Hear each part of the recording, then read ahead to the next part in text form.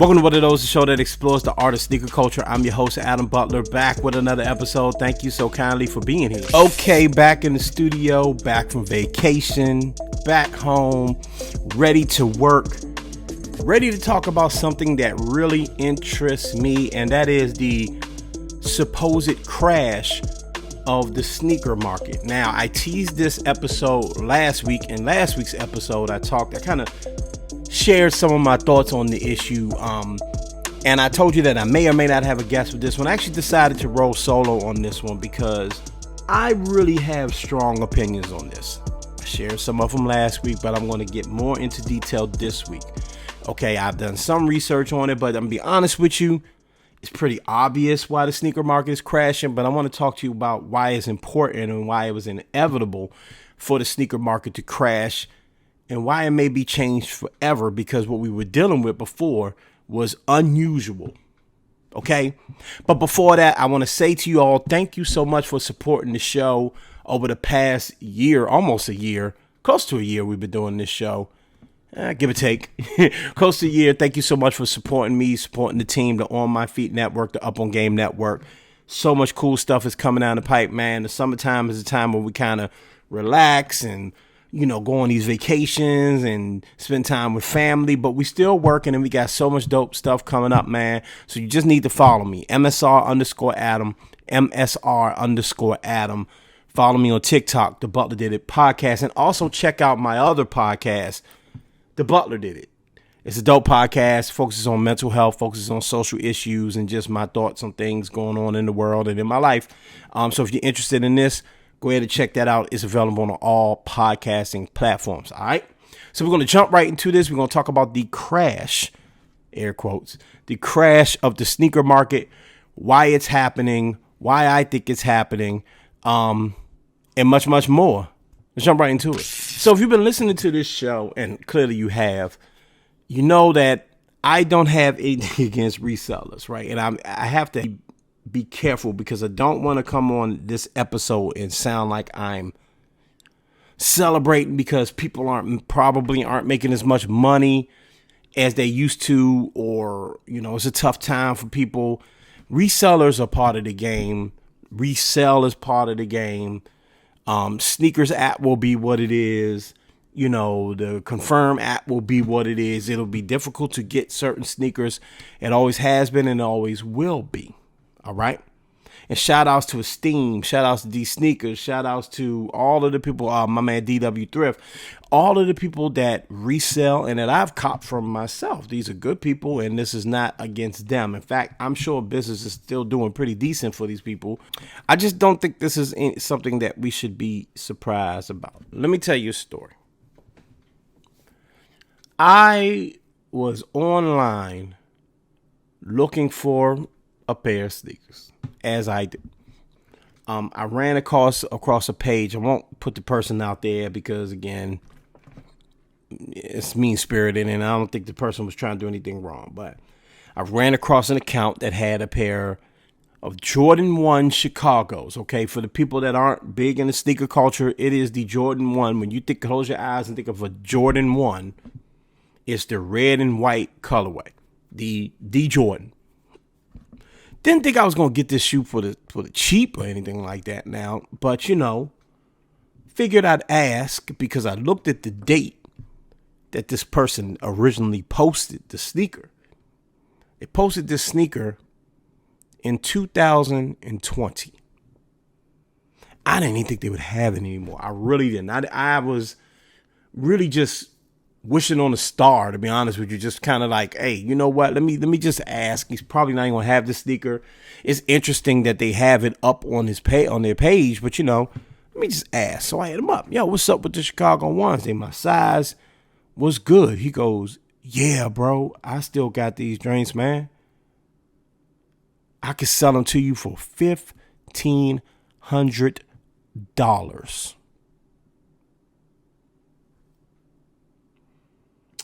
The Chicago one is an important sneaker. Don't get me wrong. The Chicago one is to me the equivalent of the Chuck Taylor the Adidas Stan Smith. I'm not talking about in price range, because clearly you can walk into any store and get a Stan Smith, or you can get a Chuck Taylor. I get it. I'm just saying it's a staple sneaker, okay? But obviously hype is hype. It is what it is. I said, wow, $1,500. No, sir. For those of you that don't know, people in the sneaker world know this. There's a version of the Chicago 1 dropping later this year, I believe around October. That's a little different than the original Chicago 1. It has like cracked leather and it has like the original shape to it. Going to be a hyped up sneaker. Everybody's going to want it. I say, man, well, $1,500 is, outside of my comfort zone, my guy. And I cannot spend $1,500 on this shoe. I just can't do it. I ain't sure if I have 15 to spend on a shoe, and my wife would decapitate me if I did. So, dude hits me back and says, well, don't worry about it, man. Hey, look, the new Chicagos are coming out. Mind you, this is like 4 months ago when I had this conversation with this person, okay? So maybe not. Maybe like three months ago, something like that. It was a while ago. He goes, don't worry about it, man. Hey, the new Chicagos are coming out later this year. I'm taking pre-sale on them for $1,000. What? $1,000 for a sneaker that comes out later in the year. How do I even know you have the sneaker in hand? How do I know you're going to get the sneaker? And who are you to determine how much it's going to cost? How would you possibly know how much the sneaker is going to cost at this point, 6 months in the future? You don't have your hands on it. At this time, we didn't even have early looks at the sneaker. We didn't see the cracked leather. We just knew there's going to be a reimagined version of the Chicago 1. But let's put that to the side. You're guessing the price on a future sneaker. All right. You're deciding how much the resale is going to be and how much people should pay. All right. Fine. Maybe that's a piece of economics that I don't understand. And let me be real with you. I'm not an economist, and I'm not a mathematician. Okay. But I understand. I understand what makes sense and what don't make sense. Let's just put it like that. I'm going to say this, and I'm going to say it slowly. Not because I think you, my audience, are dumb or anything, but I just really want you to understand what I'm saying to you. And I want you to think like you own a product in any store. I don't care if you're selling honey buns at the corner store or you selling Teslas. Okay? Anything in between. He has a Chicago 1 that's been sitting in his website, in his marketplace for 2 years. The shoe came out years ago. He's had it sitting for at least 2 years. He has a price of $1,500 on the shoe. The shoe retailed at the time for $160. There was a time there, I bought a Chicago 1 before, and a bread. I bought that shoe for about $300, $400, $500 at the max. I've seen it on resale. I didn't pay $500, but I've seen it resell for $500. Around the time it came out, I bought the Chicago 1 for $350 at one point between the time the shoe came out and now. You understand what I'm saying? This person decides that the shoe is worth $1,500. Okay, fair. That's your right. It's your right to decide how much you want this shoe to cost, right? I get it.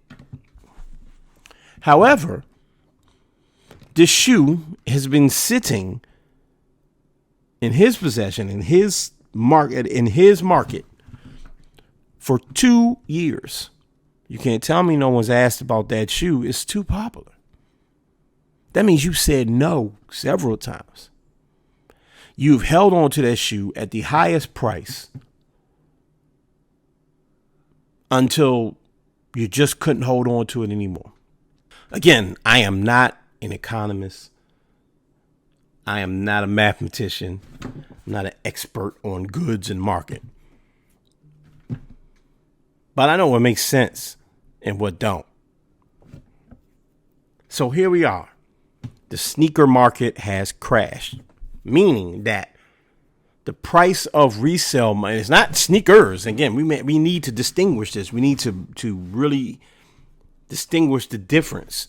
Sneakers are selling. People are buying sneakers. People still going to the Nike store. People still going to Dick's Sporting Goods. People still going to Champs and Foot Locker and Shoe City and wherever else, DTLR. They're still buying shoes. Okay?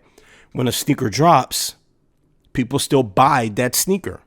Does it sell out as quickly as it used to certain sneakers? No, but after a while, you can't let a Jordan 1 anything or a Jordan 2, 3, 4 or a Yeezy this or whatever just sit. It's going to go away in a couple of weeks. You're not going to be able to sit for months and wait to buy the sneaker for retail, which is why I say the resale market is not going anywhere. However, what has crashed is the prices of resale sneakers. Meaning that between the year 2019 to now, the price for resale sneakers had jumped significantly. I just told you I bought a pair of Chicago 1s in like 2015 or 16 for like $350. The shoe retailed at $160. Between that time and now, the shoe shot up to $1,500. But how many people were buying the sneakers for $1,500? Maybe quite a few. Why were they buying the sneakers for $1,500? Because we were in a pandemic. What happened during the pandemic? Folks got stimulus checks.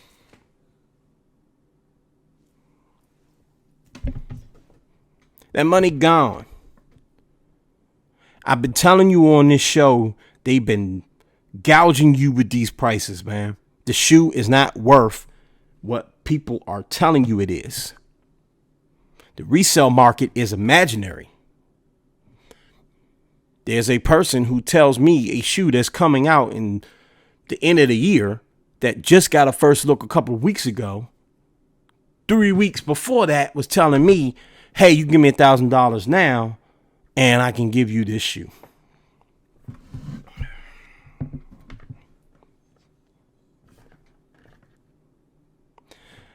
Certain resellers that I know, DW, right? D Sneakers, shouts to D Sneakers. He gets on, he does the bot thing or whatever, right? But he was on the show and he told you about, hey, I'm just trying to make my profit back, so I'm not trying to gouge you out. Now, mind you, I don't know exactly what D Sneakers is selling for, but I trust the man. He seems like a good dude. DW, who I bought from, sells a lot of thrift stuff, things like that. Esteem, places like this. I can't name every reseller. What they usually do is say, hey, if you have stuff in your collection that you don't want anymore, that's lightly worn, not beat down to a crisp at all, let's call it a 9 out of 10. You could bring it to our store and you can sell it. Or if you've bought the sneaker and you just want to resell it, bring it to our store. Those things will always exist and the prices are always decent, except for things that are crazy, like the very rare and exclusive sneaker like the Travis Scott and things like that, you know, these collabs. But even that was getting out of hand. Even that was going nuts. People were buying everything up. So again, I mentioned stimulus checks. People were getting their stimulus checks, mostly younger people. Oh, what am I going to do with this stimulus checks? Well, I know people like to buy sneakers, so I'm going to buy up this thing, whatever sneaker, Black Cat 4s. What is a Black Cat 4? It's just a black Jordan. The Jordan you see the line cooks using. No, shouts out, no disrespect to any job. I'm not making fun of the job. I'm just saying it's just like a black sneaker. You wear it in the winter. It's not supposed to be a fashionable thing. It's supposed to be just a functional shoe. $800 for that shoe. Retail at $200. Anything that drops online, any collab, Tom Sachs, a shoe that literally is supposed to say no hype and all this. Oh, let's buy that up. Buy them all up. You can't get them. Buy them up. Using bots, whatever, right? The problem is people buying these sneakers up, pricing them at extraordinarily triple and double, triple, quadruple the price to buy on resale. But the shoe is just sitting. Remember when I had Paul Spann on this show and we were talking about reps? And I was saying that if the shoe is so limited, why is it always available? If the shoe is limited, why can I always find it somewhere at a price?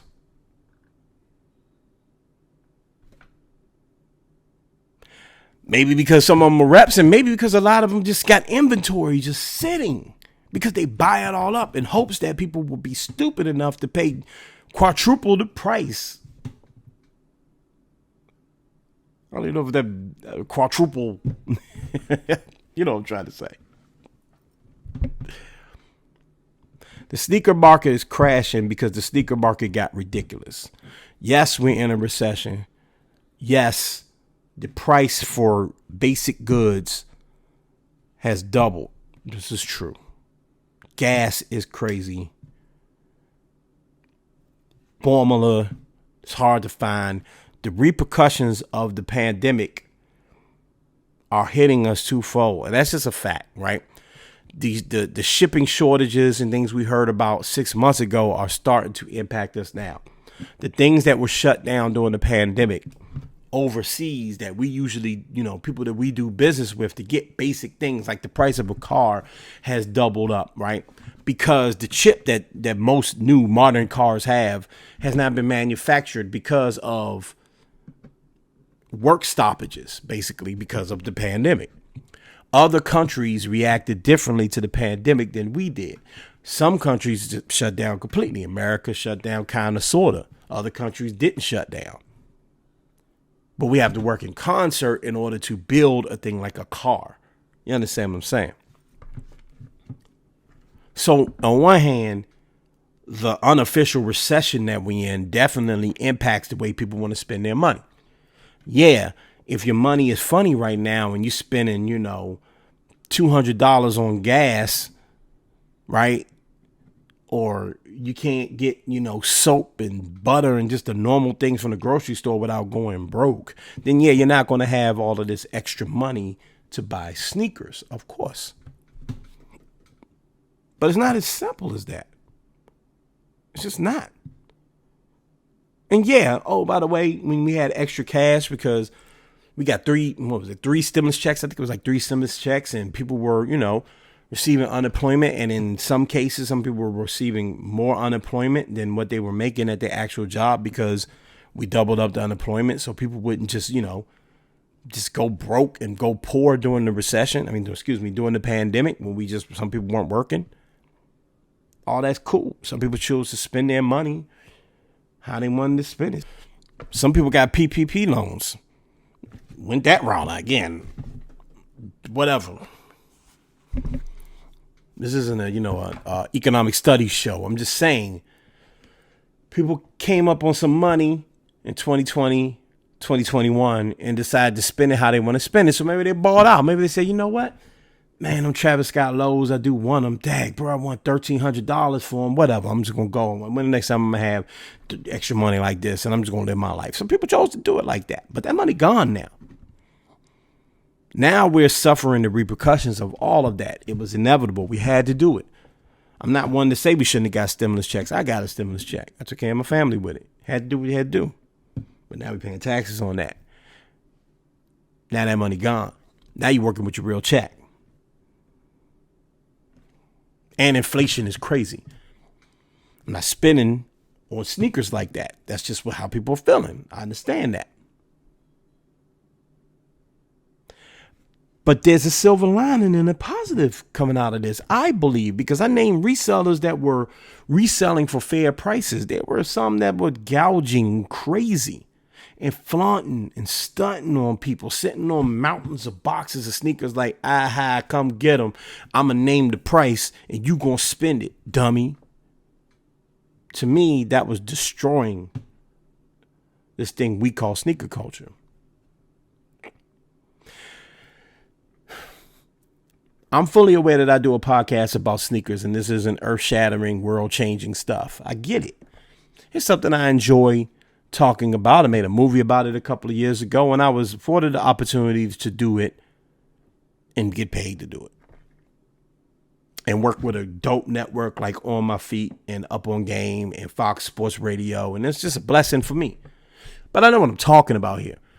I understand what I'm talking about here. It's all superficial. This isn't, this is a thing that if I had to sell my whole entire sneaker collection to make sure, my kids are straight and my wife is good, I just have to do that. This stuff is not important. So when sneaker culture starts to turn into this thing where it's all controversy and people are mad all the time and trying to figure out this, that, and another, it really just boils down to the fact that they can't get what they want. And most people look at that and go, well, who ever gets everything they want? But at the end of the day, when you go and spend money on something, or you want to spend money on something, especially your hobby, it's not that difficult for you to go do it. If you have the money, you can do it. And people aren't just basically trying to use and abuse you on the price. That's what was starting to happen with sneakers here. It became more about the reseller and less about the buyer and the people that appreciate the culture and appreciate the art and just want to get some dope sneakers.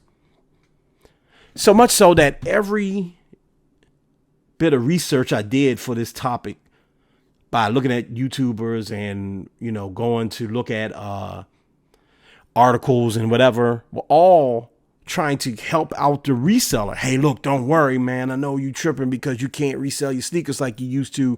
I know this is terrible, but it's going to be okay. Is it really terrible that prices has gone down and sneakers are more affordable?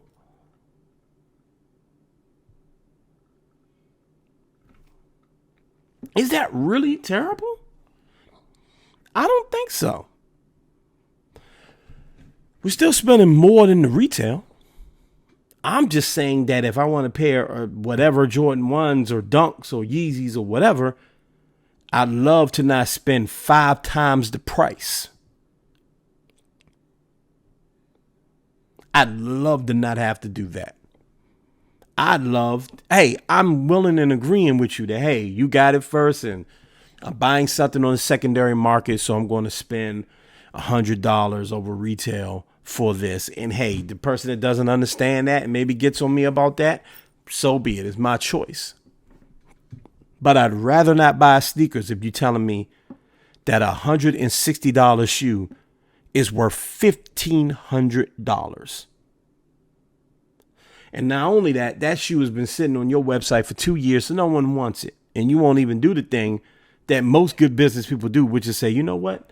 Let me move this product, because you didn't have to, but now you do. Well, maybe you don't. Hold on to that Jordan 1. Wait it out. Maybe the prices will start going back up. I'm sure they'll creep up eventually. But in my very humble opinion, the sneaker market crashing, and let me rephrase that, the resale market crashing, is economics 101. And maybe you should look at that in the future. Hiking prices up and outpricing your consumer base is always stupid. It's greedy, and no one's ever won like that. You may have a couple of short-term wins, and I hope you stacked your bread. But if you didn't, and this is your livelihood, you must adjust to the market. There are people out there that still want to buy sneakers and will buy from you. But if you telling me that a sneaker I can't even get my eyes on is already $1,000 because you say that, you won't get my business, sir. I could do without it.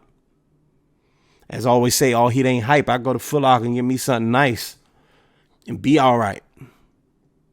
You'll just be sitting with a bunch of Jordan 1s in the warehouse, and maybe you can sit on top of them and take a picture.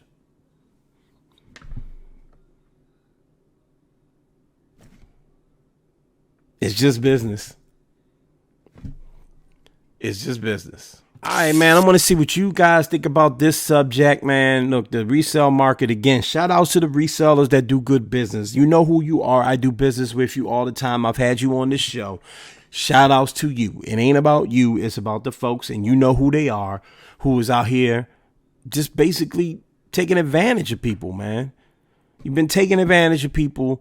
Took advantage of the fact that people had a little extra bread in their pocket. You got greedy and you made a little money quick. Man, we done seen this happen to all sorts of businesses before. And now that business is crashing. Now you must adjust. But I want to know what you think, okay? Hit me up, MSR_Adam, MSR_Adam. Again, I think the lesson today is don't take advantage of people. Just do fair business, man. Anybody that's out here doing business, I know we like to look at the top dogs and all these billionaires and go, well, they've been crude and they just did that. I don't know, man. I think you go further in life when you do good by people. When people can trust you, when people know that your word is your bond, your word is solid. And if I do business with you, if I buy goods from you, I won't come out of it feeling used and abused. That's just how it has to go. Again, I don't sell stuff. I'm not the greatest businessman. I'm an artist. Okay, I'm a creative. I don't like to sell things. Okay, and maybe that's why maybe I'm just not cut out for it. But I do consume, and I know what it feels like to be taken advantage of in that sense, and it's never good. And I'm quick to not go back to you if I feel that way. So again, I don't care if you're selling honey buns on the street, bottled waters on the corner, or Teslas, or diamonds. Do right by your customer, and your customer will never leave you. I know that for a fact. Remember that, resellers, all right? It's an opportunity for you. You can come out of this on top. You really can. And anybody that's selling anything right now, it's hard for people out here. Now's a great opportunity to build a great consumer base, somebody that's really going to trust you because they're going to know you looked out when the times were tough. All right. So as always, follow me, MSR_Adam. Once again, MSR_Adam. Remember to follow my podcast, the Butler Did It podcast, on all podcasting platforms. Remember to follow the On My Feet network. Remember to follow the Up on Game network for all of the dope content. Okay. Mind your mental health, ladies and gentlemen. Mind your mental health. Mind your physical health. And as always, never forget to be great. I'm up out of here. Peace.